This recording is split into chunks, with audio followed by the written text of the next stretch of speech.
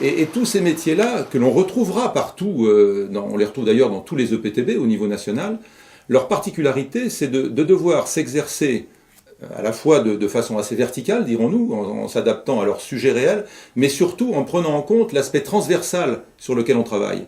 C'est-à-dire qu'ils n'exercent pas leur métier tout seuls, mais ils vont l'exercer en tenant compte de l'impératif des autres métiers qui s'exercent au sein de l'EPTB. Le territoire est vaste, 25 000 km², c'est les dimensions du bassin versant, comparable à une région. Donc la somme de ce vaste territoire et de ces thèmes multiples nous amène à devoir gérer une très grande quantité d'informations. Cette information, elle doit être récupérée. Une fois que toutes ces données sont collectées, nous devons les organiser dans des systèmes informatiques. Nous avons un chargé de mission spécialisé dans les systèmes d'information géographique et l'administration des bases de données, Erwan. Ces informations, elles sont traitées par l'ensemble des chargés de mission.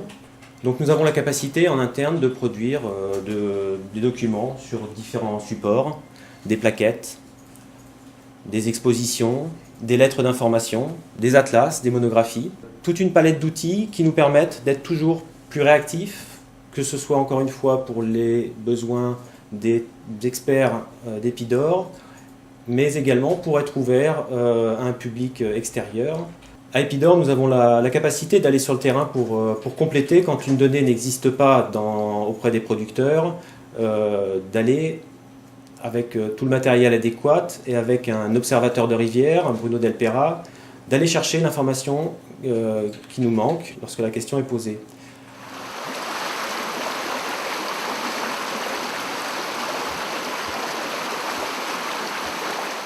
Au sein d'Epidor, j'accompagne les chargés de mission dans la gestion de leurs différents dossiers, de façon à ce qu'ils les fassent avancer, évoluer conformément aux décisions du conseil d'administration de l'établissement.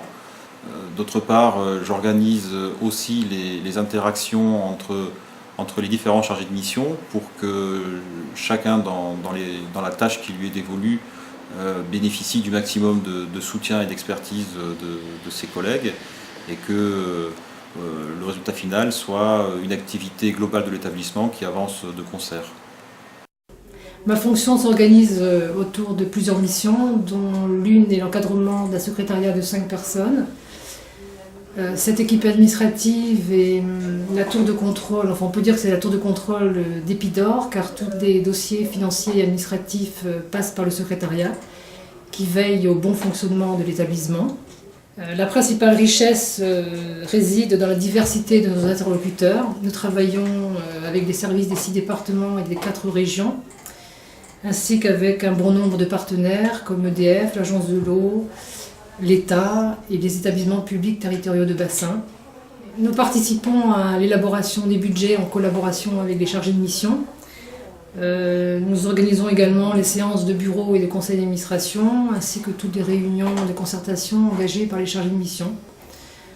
On peut dire que le secrétariat fait partie intégrante de la dynamique de l'établissement.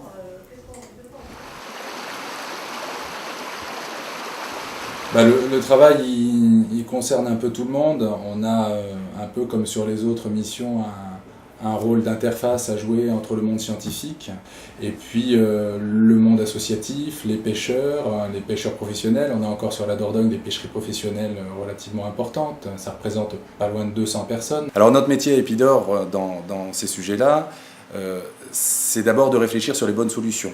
Donc d'aller chercher auprès des scientifiques les connaissances, d'aller discuter avec eux pour voir les nouvelles méthodes, les nouvelles connaissances qu'on va vraiment pouvoir exploiter sur notre bassin. Il faut croiser les enjeux des barrages avec ceux de la pêche, ça c'est le quotidien de notre travail. Et puis bien entendu sur divers départements, avec les pêcheurs à l'amont, en Corrèze, qui eux attendent de pouvoir pêcher le saumon, les pêcheurs à l'aval en Gironde, qui eux espèrent pouvoir continuer à pêcher de la lauze, des barrages au milieu, en Dordogne, voilà, c'est tout ça qu'il faut arriver à mettre en regard l'un de l'autre et puis à de trouver des stratégies communes que chacun, départementalement, va pouvoir se réapproprier et mettre en œuvre. Donc mon métier, il s'articule en fait autour d'une bonne connaissance des débits sur le bassin de la Dordogne, aussi bien les débits artificialisés qui sortent des grands jets de barrage que les débits plus naturels que l'on trouve sur les affluents. Cette compréhension elle est particulièrement importante parce que c'est elle qui me permet derrière d'ouvrir des débats sur différentes problématiques. La problématique de réduction de l'impact des éclusés créés par les grands ouvrages hydrauliques, ou bien encore l'organisation des prélèvements par le biais de plans de gestion d'étiage.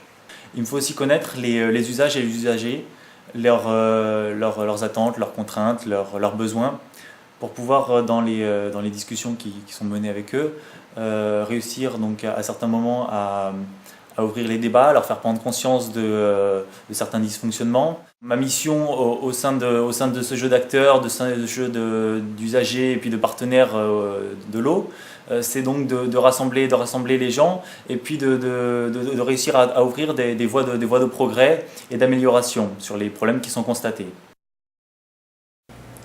Donc il faut savoir aussi qu'il y a 85 000 personnes qui sont directement exposées au risque d'inondation sur notre bassin. Le risque est donc bien réel. Le PAPI, c'est le programme d'action de prévention des inondations. Et donc mon travail est d'accompagner les maîtres d'ouvrage pour faire en sorte que ces actions se réalisent, mais également de faire des actions de sensibilisation pour développer la culture du risque sur le bassin. Et notamment, une des opérations concrètes que l'on mène actuellement, c'est la pose de repères de crues, donc les marques qui indiquent les hauteurs atteintes par les rivières. Je suis chargée de mission territoriale sur le bassin de l'Isle et de la Dronne.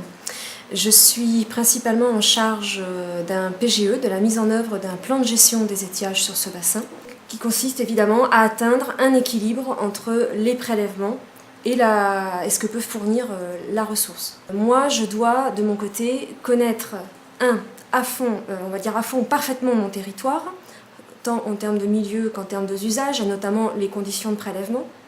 Je dois connaître parfaitement également l'hydraulique et l'hydrologie des cours d'eau, savoir comment ils se comportent face aux différentes pressions de prélèvement. Et c'est en fait sur la base de cette connaissance, alors de ces données aussi que l'on collecte et que l'on centralise au niveau de l'observatoire notamment, c'est aussi sur la base d'une observation régulière que je peux faire valoir l'intérêt des milieux et l'intérêt des cours d'eau pour que les intérêts particuliers, partisans, ne l'emportent pas sur la réalité des débits.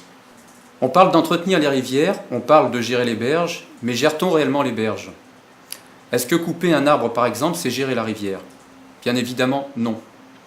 Le problème est plus complexe qu'il n'y paraît et au sein d'Epidor, on travaille notamment à la conception et la mise en œuvre de schémas directeurs de gestion des berges et du lit de la rivière Dordogne.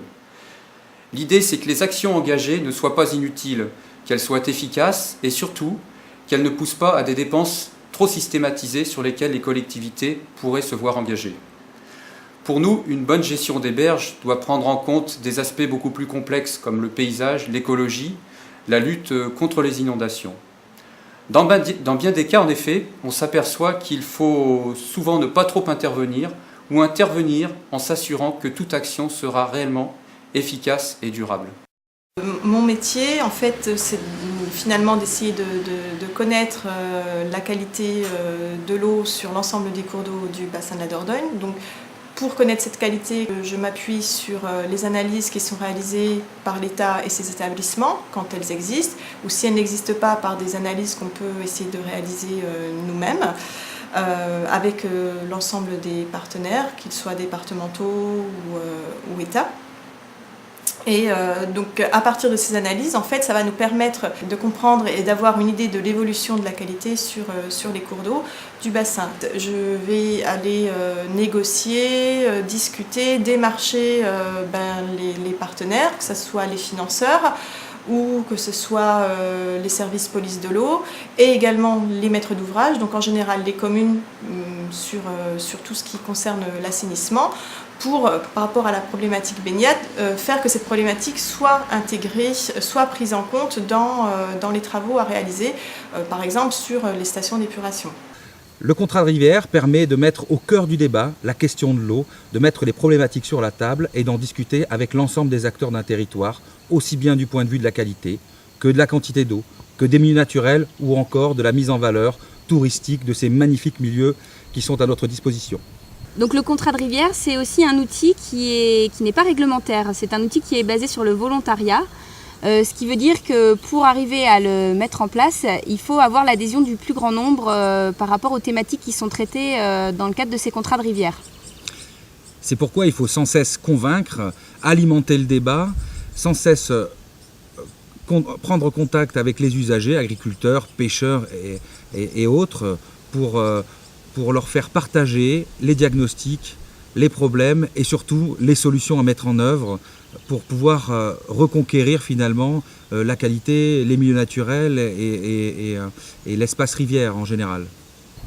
Alors pour mettre cette question au cœur des débats, justement, le rôle de l'animateur, c'est d'arriver à animer son territoire, alors en associant l'ensemble des acteurs de ce territoire, que ce soit des élus, que ce soit des représentants des usagers, des associations, les services de l'État, des conseils généraux, donc rassembler toutes ces personnes autour des sujets dont vient de parler Frédéric, et en organisant des réunions, des débats, mais c'est aussi assister ces acteurs pour les accompagner dans leurs projets et s'assurer de la cohérence de ces projets par rapport au territoire. Quand on travaille sur un cours d'eau, on travaille sur le long terme. On pourrait presque dire pour les générations futures. Mais on est obligé d'intégrer dans toutes les actions que l'on va poser l'appréciation de leur efficacité à court, moyen et long terme. Le fait d'agir ou de ne pas agir à un endroit donné sur une protection de berge, sur une passe à poissons, pourra amener un effet sur le court terme, probable, mais ça peut avoir des effets sur le long terme. Et en général, on travaille pour éviter que la solution qu'on préconise ne devienne le problème de demain. C'est un peu notre souci principal. Notre souci étant aussi que les actions qu'on pose soient les plus économes en financement. Et la réflexion à différentes échelles est souvent source d'économie. Dans bien des cas, ne rien faire, si on le fait bien, ça peut être très efficace.